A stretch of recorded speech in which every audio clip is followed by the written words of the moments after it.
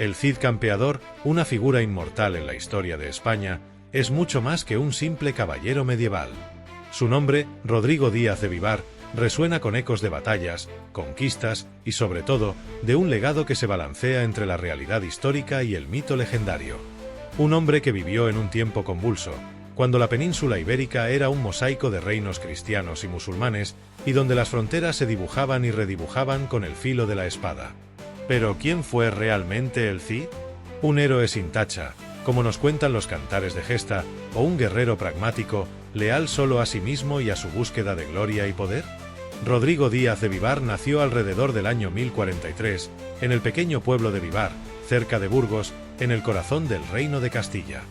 Su apodo, Cid, proviene del término árabe sidi, que significa señor o amo, un reflejo del respeto y también del temor que inspiró tanto entre cristianos como musulmanes. El sobrenombre de campeador, por otro lado, deriva del latín campi doctor, que se traduce como maestro en el campo de batalla. Ambos títulos, juntos, ya nos dan una imagen de quién fue, un líder guerrero que supo imponerse en un tiempo donde la supervivencia dependía del filo de la espada y de la astucia política. Para entender al Cid, debemos situarnos en su contexto, la España del siglo XI. La península ibérica estaba dividida entre los reinos cristianos del norte, Castilla, León, Navarra, Aragón y los reinos musulmanes del sur, conocidos como taifas, fragmentos de lo que había sido el Califato de Córdoba. Esta división generó un equilibrio precario y al mismo tiempo una época de gran dinamismo. Alianzas inesperadas, guerras interminables y un flujo constante de cultura, conocimiento y, por supuesto, violencia.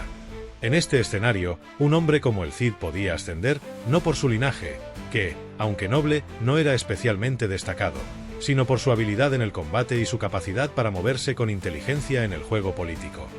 Rodrigo comenzó su carrera como caballero al servicio del rey Sancho II de Castilla, un monarca ambicioso que buscaba expandir sus dominios a costa de sus propios hermanos. Aquí surge uno de los episodios más controvertidos en la vida del Cid, la conquista de Zamora en 1072.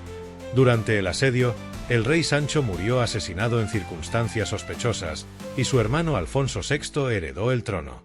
La relación entre Rodrigo y Alfonso nunca fue fácil, pues Rodrigo, leal a Sancho, había participado activamente en las guerras que enfrentaron a los hermanos. Se cuenta que, tras la muerte de Sancho, Rodrigo obligó a Alfonso a jurar públicamente que no había tenido nada que ver con el asesinato, un acto que humilló al nuevo rey y que, sin duda, dejó una marca imborrable en su relación. Años después, las tensiones entre Rodrigo y Alfonso culminaron en la destitución y el destierro del Cid.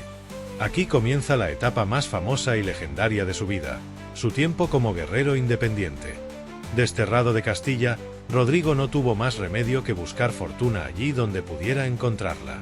Y fue en este punto donde se forjó su leyenda.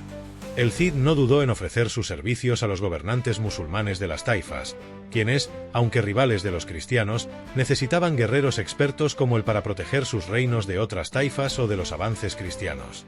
La figura del Cid, por tanto, rompe con la visión simplista de la Reconquista como una guerra constante entre cristianos y musulmanes. Rodrigo Díaz fue un guerrero pragmático, un mercenario que luchaba allí donde sus intereses y su espada le llevaban.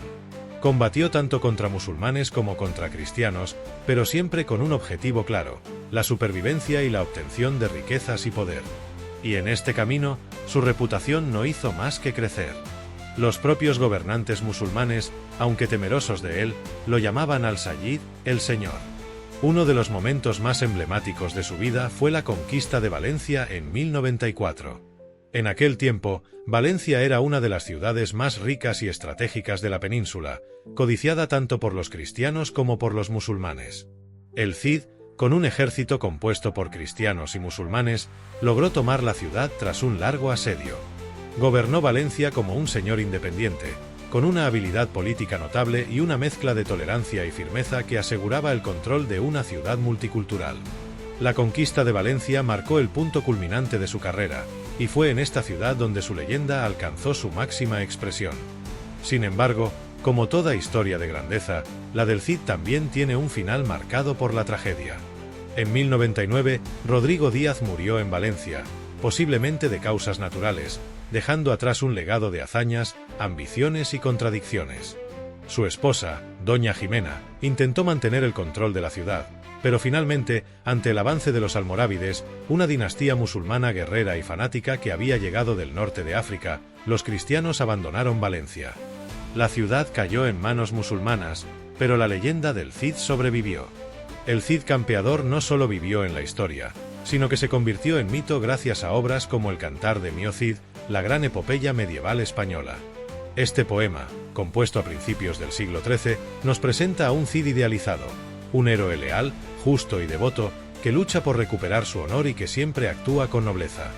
Pero, como suele suceder, el mito se aleja de la realidad. El verdadero Cid no fue un héroe perfecto, sino un hombre de su tiempo, un guerrero ambicioso, un líder pragmático y un símbolo de un periodo en el que las lealtades se forjaban y rompían con la misma facilidad que las alianzas. Y aquí surge nuestra primera pregunta. ¿Es el Cid un héroe que encarna los valores eternos del honor y la lealtad, o fue simplemente un oportunista que supo aprovechar las circunstancias de su tiempo? La figura del Cid nos obliga a reflexionar sobre cómo la historia y la leyenda se entrelazan. Fue un hombre real, un guerrero que existió y dejó una huella indeleble en la península ibérica. Pero también fue un símbolo, transformado por la literatura y la cultura en un ideal del caballero perfecto. En él encontramos el reflejo de una época turbulenta y fascinante, en la que la línea entre el héroe y el mercenario era delgada, y en la que la gloria y la muerte eran las únicas certezas. Por eso os dejo con esta última pregunta: ¿por qué necesitamos héroes como el Cid? ¿Es porque buscamos en ellos la perfección que nunca encontraremos en la realidad?